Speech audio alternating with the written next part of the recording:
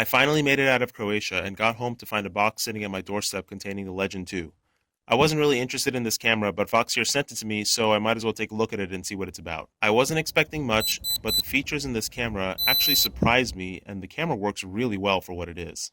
Right off the bat, you can see that out of the box, when you push the on button, it starts recording. The GoPro Session was the first time I saw this feature. I think it was probably in the previous GoPros too, I just didn't know it was there. And it's just a no fuss function that should always be on, and it works fantastic on this camera. I'm going to tell you what the video quality is like, but I'm not going to focus this review on video quality because it's exhaustive and there's plenty of YouTube videos about that already out there. My reviews are much more practically based and what the experience of using these things are. What you're hearing there is the lost camera alarm. This is a feature that I have literally told 4 or 5 different camera manufacturers in this space to produce, and Foxeer is the first one to actually implement it.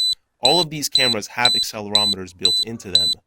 When the accelerometer stops sensing any movement, the camera should just automatically start making noises. This is what Foxeer actually did. This beep only happens after about 30-40 seconds of no movement when it's still recording. Just to show you that it is based on the accelerometer, you're going to see me shake it now and it'll stop beeping sooner than it did last time. That feature is gold. It's gold. I lost a GoPro 4 Black just a month ago because I didn't have that feature. This is the main issue with this camera, the form factor. It just doesn't fit what we fly these days. Some people still like this form factor because they think it's more aerodynamic. Those might be people that fly at maybe 10-15 degrees tilt. But when you're flying at 35, 45, 55 degrees tilt, this form factor just doesn't work. Ideally, they would remove the processing board from the camera and the battery so we can put the processing board in the stack and then have the sensor and the lens on a wire that we can mount to the top of the frame. The other feature that really impressed me about this camera is the Wi-Fi. The Wi-Fi on this camera works perfect. Always. I've never had any sports camera actually connect to my phone every single time I try to connect to it so reliably and so well. I didn't test the battery life too much, but it seems to be at least an hour, probably around an hour and a half. And it's a little annoying that you can't replace the battery and just put another one in, but it's such a cheap camera that you're probably going to have, if you use them, you're probably going to have at least 2 of them. The benchmark is still the GoPro, and the best settings on the GoPro is 2.7K, 30 frames per second. And if we can lock the ISO and put a ND filter on the end of that camera so that we bring the shutter speed down to where it needs to be, you actually get some really nice smooth video. Unfortunately, with this camera, it's going to be a little difficult to stick an ND filter on the end of it.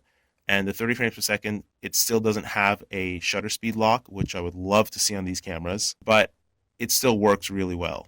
It's very sharp.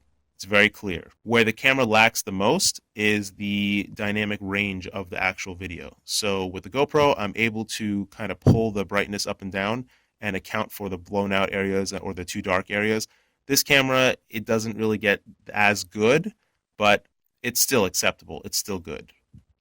Where I would rank this camera is that it works really well. It does what it's supposed to do really well. It just does not match the quality of a GoPro. I have still yet to see any camera match the quality of a GoPro, and that's probably because the sensor quality and the lens quality is just different. GoPro is very expensive, and admittedly, they're probably spending a couple more dollars on the sensor and the lens.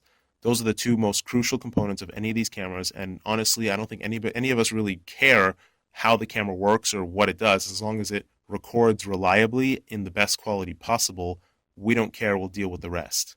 So this is a fantastic camera for the price, truly fantastic camera for the price, but you do have to compromise and go with a lower quality video. It's not that much lower, it's just a little bit lower, but it doesn't give you that really nice, rich video that you've seen, from Steele and Maddie and all these other top pilots that run the GoPro exclusively.